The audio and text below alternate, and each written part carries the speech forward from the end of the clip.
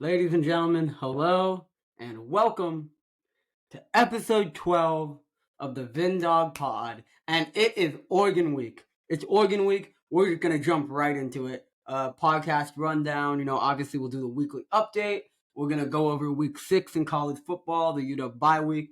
And then, of course, we're going to preview week 7. We're going to go over UW versus Oregon, kind of talk about a little bit of a scouting report I did for Oregon because, I'm an expert scout. So I got myself a little scouting report ready. I'll go over that. And then, of course, we'll go over the betting segment and how the VinDawg is red hot at betting college football right now. Anyway, let's get into it. Weekly review, October 6th, volleyball ended up losing to Stanford 3-1 on October 7th. Softball, doing the fall ball now. Softball ended up winning against Western Washington 4-0, and then they beat British Columbia 5-0. There was a perfect game in there from Lindsay Lopez and Ruby Malin, so that's pretty electric.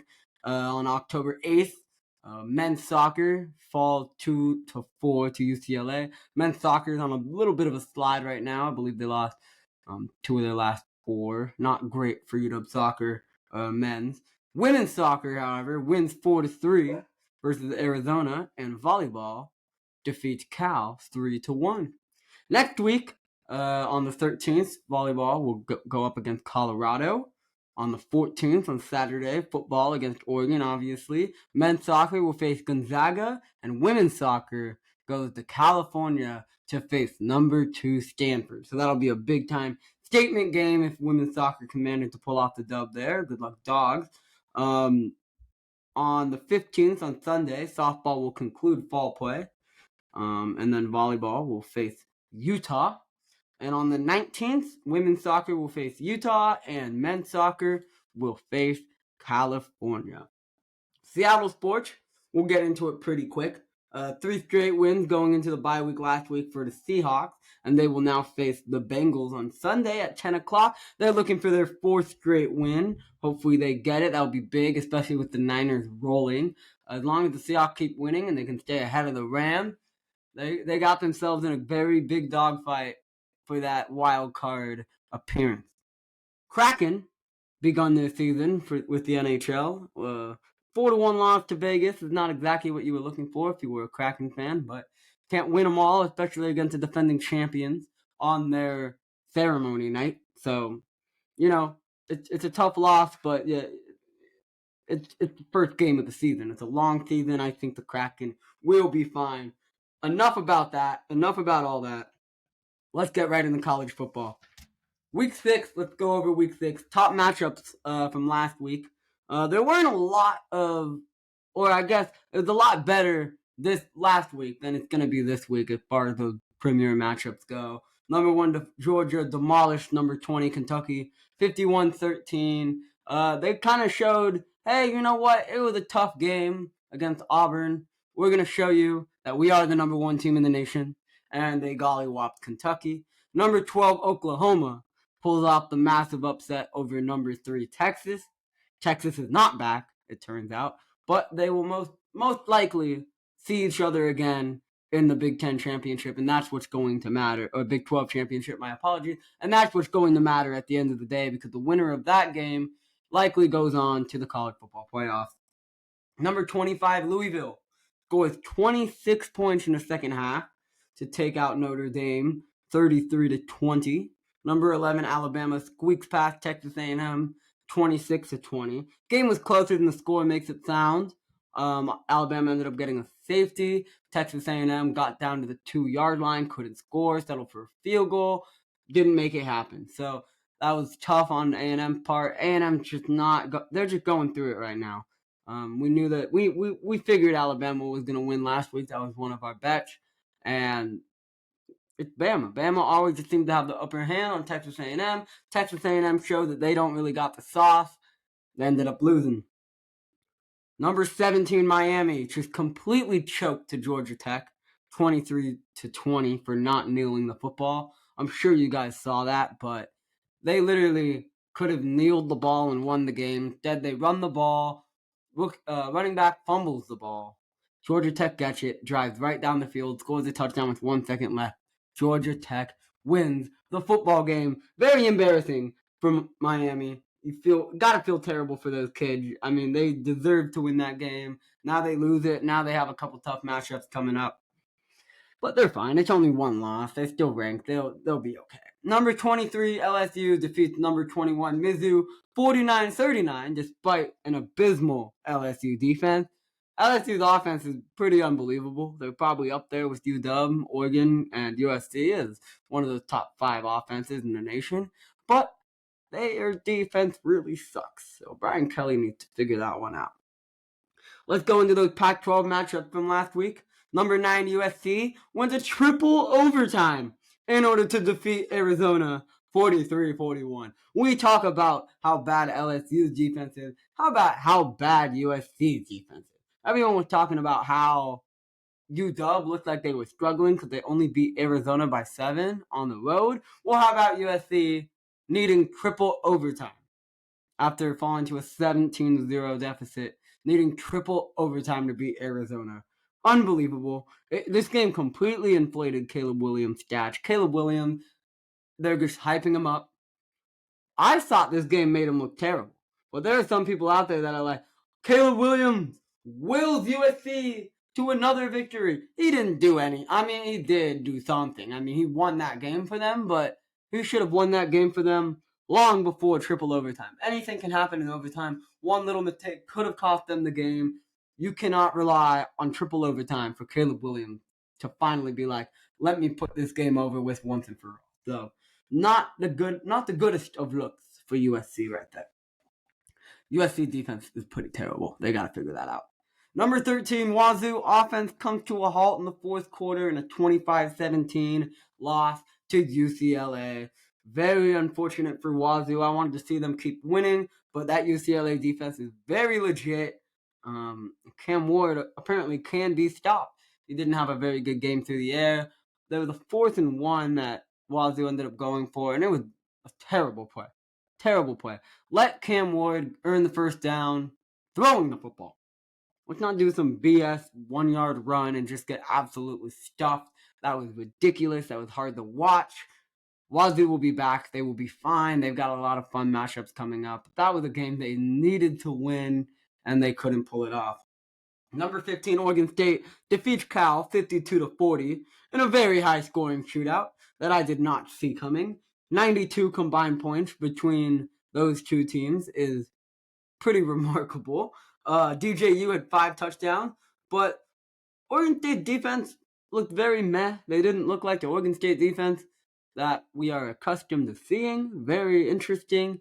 Very curious to see how that will change for them this week.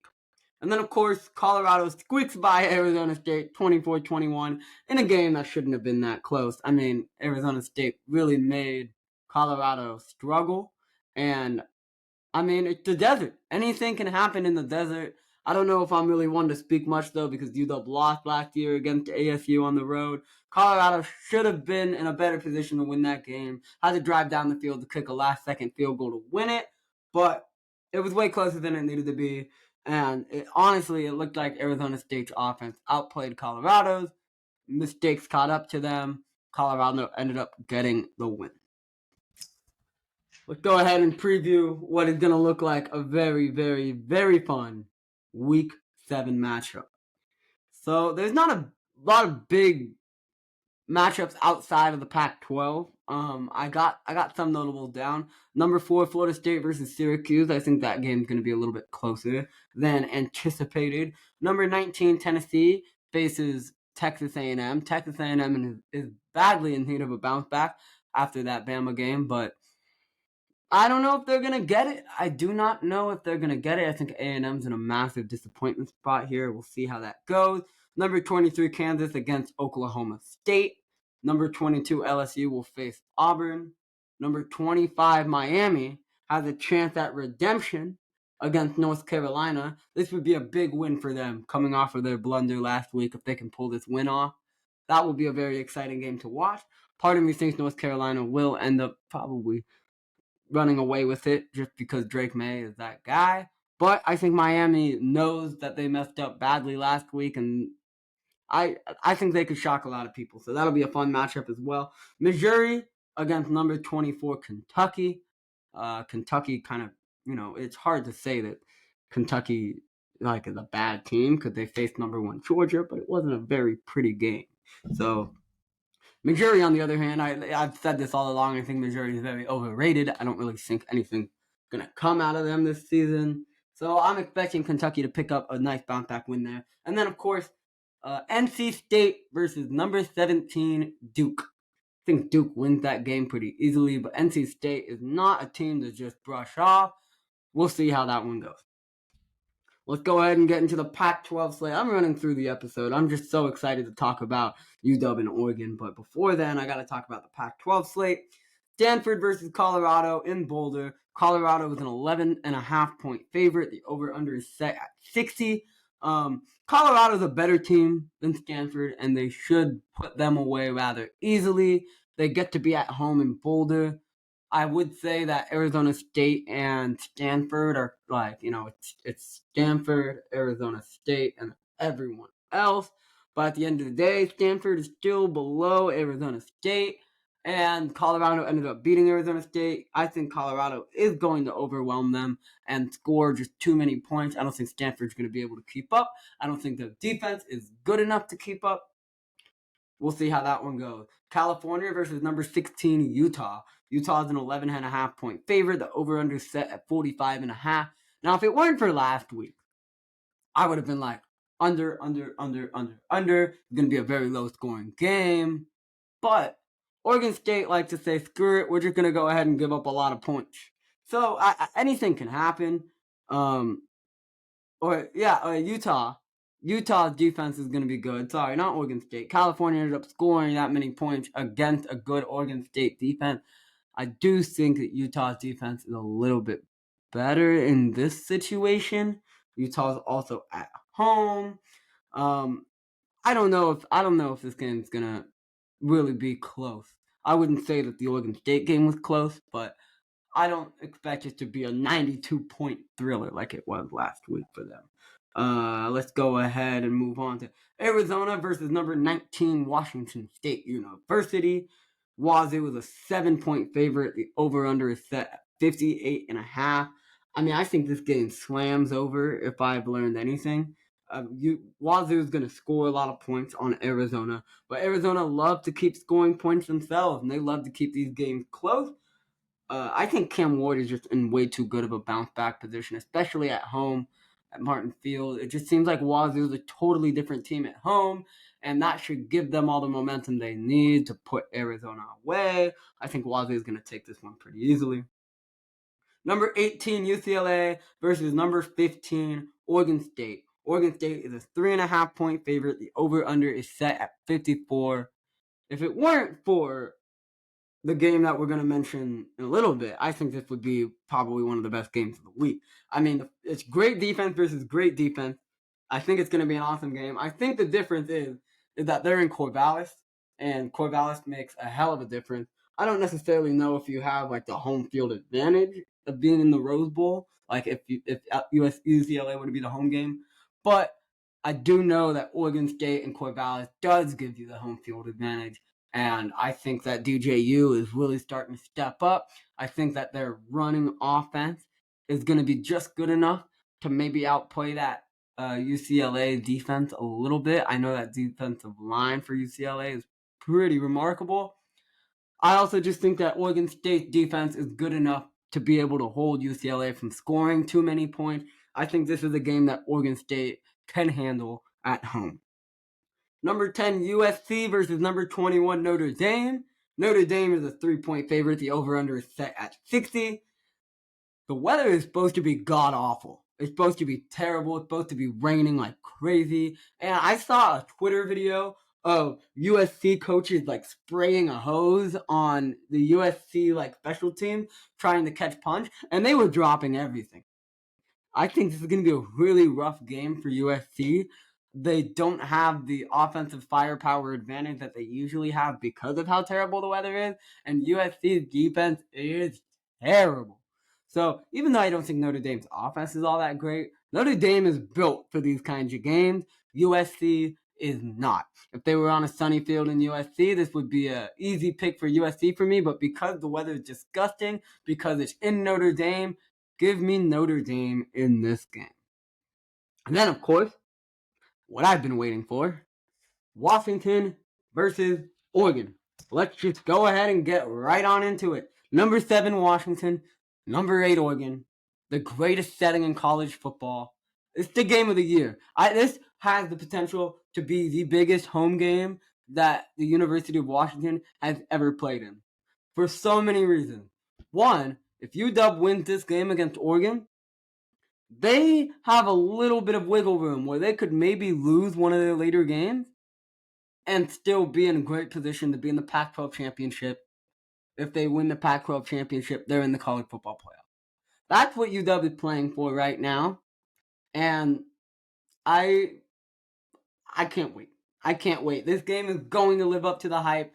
Saturday cannot come soon enough. Let's just get into my little scouting report that I did on Oregon. So I watched all of Oregon's games. The biggest game to note was Texas Tech, because that was their big hostile environment game, and it was close.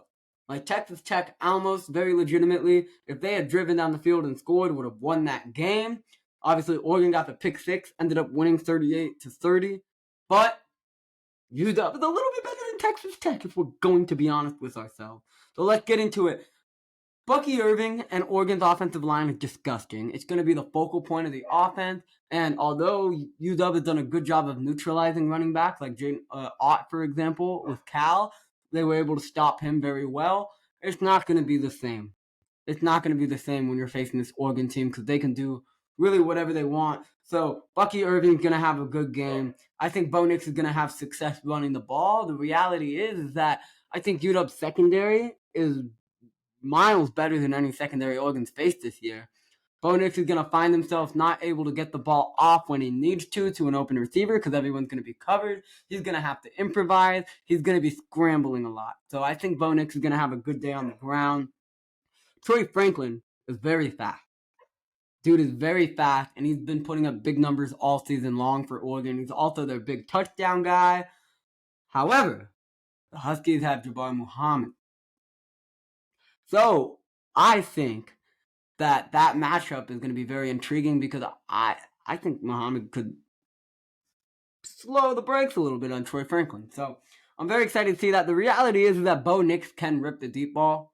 So at any given time, it could be any sort of switch up in the coverage, and Bo Nix could potentially find Troy Franklin on a big pass. So there's that to just keep in mind. You got to be open that Troy Franklin is in position to go and make a big play. Oregon, by far, the best pass rush and the best pass coverage that UW has faced. I don't think it's as good as last year's Oregon pass defense, but of course, you know, it's a new year. It's a new dawn, new system, new player, the same system, but new players, minus, of course, the fact that you have Michael Penix Jr. and 3 Dawgs in the wide receiver room that were there last year. But the reality is that this is going to be, it's not like everyone's just going to be wide open down the field. It's going to be different. They're going to have to get creative. Ryan Grubb's going to have to be creative if they want to make something happen. What I do notice, the Ducks, just like they were last year, are not very disciplined on fourth down. They tried a QB sneak against Texas Tech that did not work in their favor. They love to be aggressive on fourth down. I think that's where UW has to go and win this game. It's on those fourth and short plays that Oregon's going to go for. If you make those occasional stops and you can turn that into points going the other way, that's going to be all the difference that you need. I also think UW need to be a little bit aggressive on fourth down as well. You need to try to make those plays happen. You need to find the end zone when you're playing a powerhouse like Oregon. Oregon is vulnerable to the run. We saw that in every game that it's been close, which isn't a lot. But when they worked in a close game against Stanford was able to successfully run the ball. Texas Tech able to successfully run the ball. The difference is that there have been mobile quarterbacks that have been able to do that. I'm not going to go out and say that Michael Penix Jr. is a mobile quarterback. However, we've seen it this year where Rome Odunze and Jalen McMillan have lined up taken the snap in the Wildcat and made big plays happen. I see that happening for UW a lot in this game, and I do expect to see it at least 3 or 4 times, whether that's Pennick or whether that's McMillan or Odunze or even Jeremy Bernard doing it. I do expect them to run that Wildcat just to have someone take the direct snap and make a play at it. Oregon is going to win the battle offensively in the goal line. There's no debate about that. Oregon's goal line offense is phenomenal. And UW goal line defense has not really done the best this year. So the way to prevent that is to keep Oregon from getting into the goal line. It's crazy how that works. But the more you can keep Oregon out of the red zone, the easier it is to get off the field without giving up points. You just got to protect that deep ball. Don't let them drive down the field as often. If Oregon gets first and goal on the 5-yard line, Oregon is very likely scoring a touchdown. So it's just a matter of, making sure you get your defense in the right position to not let them drive right down the field. If you're going to get first and goal, have it be first and goal at the 9, and don't let them just sneak their way up inside the 3-yard line. Then they're going to find a way to score. Stop the big plays. UW can control the game, and UW can win this game. So let's get into my UW versus Oregon predictions. Washington's a 3-point favorite. The over-under is set at 66.5, which of course hit last year. Will it hit this year? Who knows? Let's kind of get into it. This is in Oregon's toughest matchup against Texas Tech. The over hit. It was 30-38. I see a very similar result happening here. The home field advantage is absolutely the key to the game, and it's going to let UW get points. But keep in mind, Oregon, of course, is going to score points. Oregon's offense is top 10 for a reason. I don't give a crap that their schedule has been terrible. They have all the talent to do it. My final score prediction, 45-32, Huskies win. Last year, I predicted 38-35. What do you know? The game ended 38-35. You don't believe me? Look at Barstool Huskies a year ago when I predicted that game. I said 38-35, and bazinga, that thing cashed. But however, I do think that UW is going to score more, and I think they're going to prevent Oregon from scoring as much. I think it's going to be a 13-point game, and here's why. The pass offense is going to erupt, and Dylan Johnson is going to still play a big role in this game.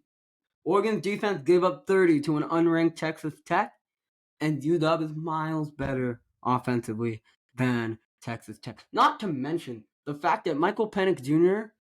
didn't score any touchdowns last game, and people are going to use that against him. People are going to say that wasn't as good of a game for Penix. I beg to differ. I think Penix was all the difference and the reason why we won the game, but I think UW and Ryan Grubb knows that if you want to get Michael Penix Jr. the Heisman Trophy, you got to get him some passing touchdowns. And I know that that's what they're going to plan to do. They're going to make sure that Penix finds the end zone, and they're going to do it on big explosive plays. I think the fact that McMillan's returning and he's good to go, that's going to completely catch Oregon off guard. I think the fact that Oregon hasn't been able to see what McMillan's going to be doing these last 3 games is going to catch them off guard.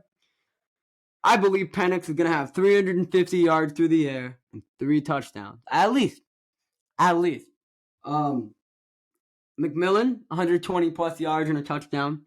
I just think we saw it last year, that one-handed catch. McMillan makes those big plays happen, and he thrives in the spotlight. The spotlight is shining bright as ever at Husky Stadium. He's going to make those big plays happen. Bernard is going to be a sneaky candidate to put up 40, 50, 60 receiving yards. I think of it like Todd Davis last year had that one big reception. I think Jeremy Bernard is going to have that one big reception because Oregon's defense is so focused on covering Polk, Odunze, and McMillan that you forget Jeremy Bernard is sneaky in the backfield, and they love to run 4 receivers at time. I do believe Jeremy Bernard is going to make an impact in this game. Not to mention, Polk and Odunze, they're still going to find a way to combine for 175 yards and a touchdown. It's been slow threading for Odunze recently. He had a good game last week. He just didn't get the numbers he wanted. Right? Last year against Oregon, he only had 60-something yards. I think he's gonna have a big game this year. You don't have a number 1 Christian Gonzalez cornerback guarding you anymore. If you're Rome Odunze, you got to figure out how to cover all of these weapons now. I think they're all going to eat. I think they're all going to feast. I think it's going to be a buffet, and it's going to be a buffet at home against our bitter rival, Oregon. I also think Dylan Johnson, like I said, big game on the ground. I think he's going to have 70-plus rushing yards. They're going to let him have at least 12 to 15 carries. You got to get the run game going at least somehow, some way. I think Will Newton's going to find a way to get something going there too. I mean, goal line, I think he's going to find it, the end zone at least once. I'm stuttering my words. I'm too excited because I'm thinking about this game. It just got me riled up. Oregon's going to end up playing from behind because I think that UW's going to come out early, score at least 21 points in the first half. Oregon's going to be playing from behind. They're going to make mistakes. They're going to have costly turnovers. I think the UW defense is going to force at least 2 turnovers. And I think UW's going to feed off of that, and they're going to go and they're going to score off of that, and they're going to win this game. Well, on that note, let's go ahead and get into the VinDawg Pod betting segment, which I gotta say at this point, it's got to be my favorite part of the podcast because every Saturday I'm sitting on my couch or I'm at Husky Stadium looking at how my bets are doing, and all I can think about is how my play's looking, and they've been terrible in the past, but right now we are cooking. Let's go over last week. Louisville defeated Notre Dame 33-20, covered 6.5. That's a dub. Oklahoma defeated Texas 34-30, covered the over 60.5. That's a dub. Iowa defeated Purdue 20-14, covered 3.5. That's a dub. Alabama defeated Texas A&M 26-20, covered 2.5. That is a dub. Michigan slaughtered Minnesota 52-10, covered 18.5. That is indeed a dub. And then my one loss of last week, Rice loses to UConn 38-31. Of course, failed to cover -3.5. I don't know how that happened. I thought UConn was garbage. I thought Rice had every advantage all over the field, and they did not. They were losing all game, and UConn got the better of them. That was my mistake. I should have never gone against UConn. I already won from them once. I should have never tried to do it again. Whatever. We go 5-1 this week. We are now up to 21-17 overall. We're feeling good, and we feel like we're going to keep it going this week. Here are my picks for week 7. Louisville -7.5 versus Pittsburgh. We're going to ride that red wave. Pittsburgh has had some tough losses this year, and they don't look particularly that good. Louisville's on fire. They just beat Notre Dame by 13. Their biggest loss, or they didn't even have a loss. Their closest win was against NC State, and that was 13-10, I believe. Could be wrong. 13-10, I think, was the score. This is not an NC State. This is a very, very, very rough-looking Pittsburgh team. Louisville has everything clicking. I think they win this game by multiple scores on the road. San Jose State versus New Mexico over 57.5. San Jose State likes to score a lot of points. I think New Mexico is going to be in a position where they can keep it close, and that's why I didn't want to take the spread. I think San Jose State's going to score 35-plus points. I think New Mexico scores at least 24.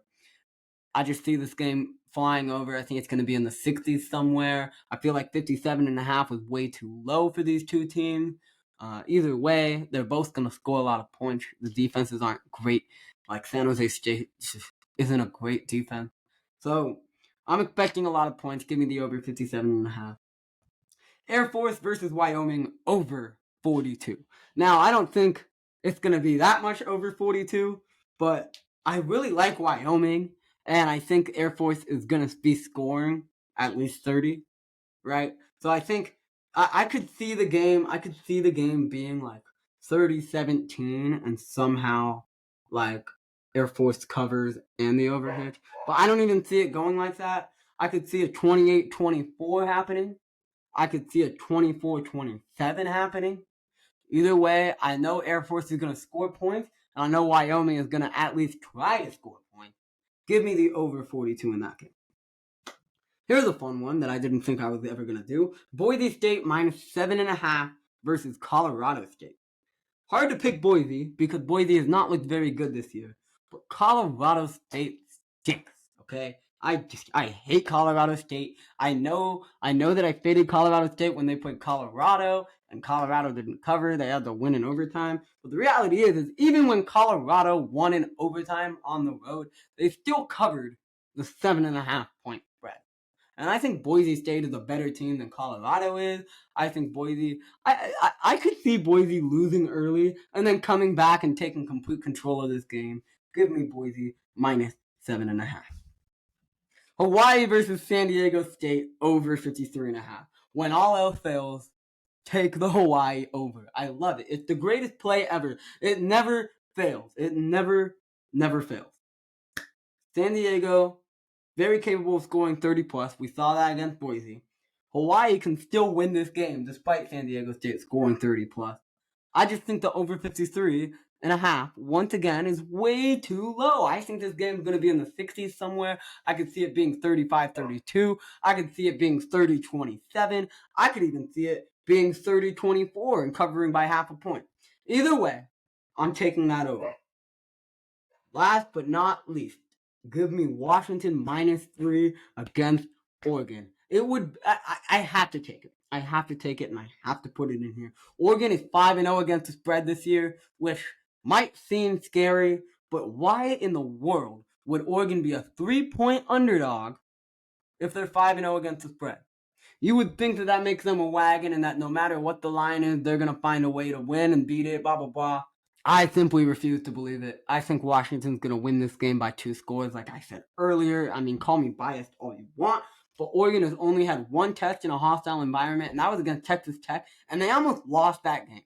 Like, if Texas Tech didn't throw a pick six and drove down the field and scored, they would have won that game. Oregon would not have covered. I don't see Oregon covering on Saturday, and I do see Washington picking up the win -3. Ladies and gentlemen, this has been the VinDawg Pod, episode 12. It is Oregon week. We are fired up. I cannot wait for the game on Saturday. And I will see you either very happy or very sad next week.